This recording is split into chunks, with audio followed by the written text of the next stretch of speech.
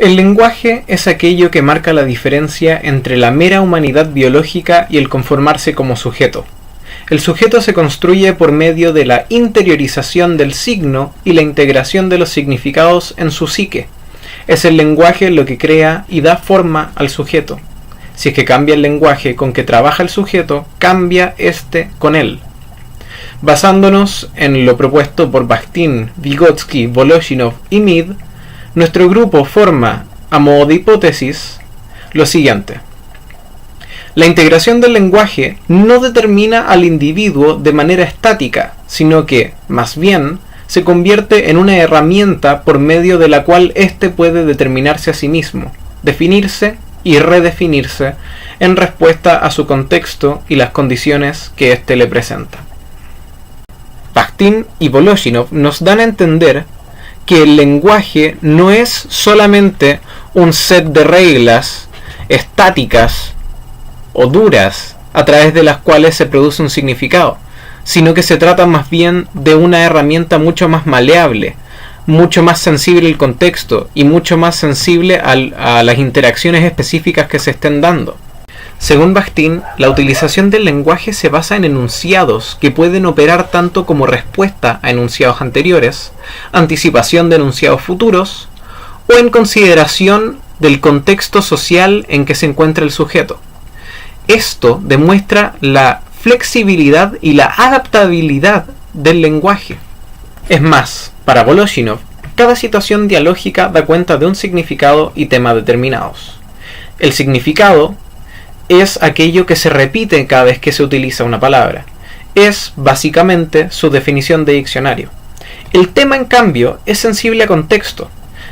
Tiene que ver con la manera en que un individuo valora aquello que está diciendo, si es que lo dice enojado o si es que lo dice relajado. Y básicamente comprende cuál es el contexto en que se dice. Es único e irrepetible. Veremos ahora lo planteado por Vygotsky.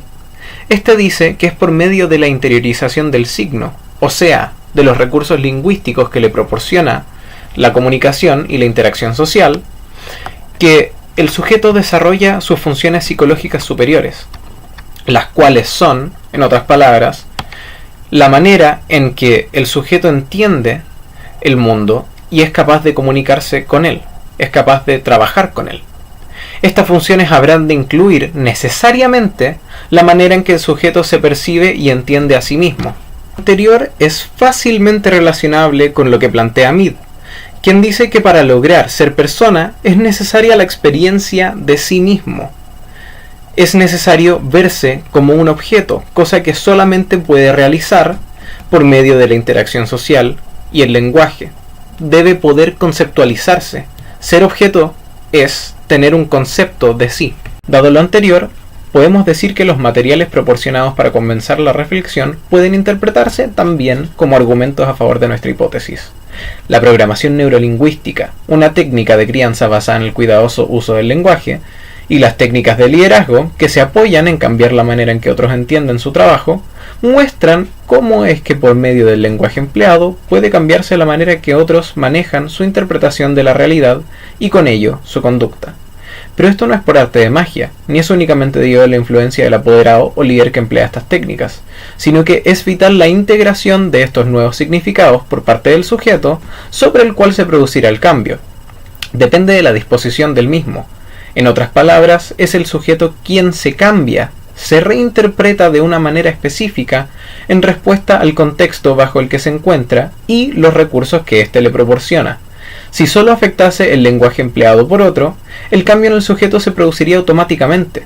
Su agencia en la interpretación del mundo y de sí mismo es vital para concretar dichos procesos. En vista de lo anterior, podemos aseverar que el lenguaje y su uso poseen un componente fuertemente volitivo.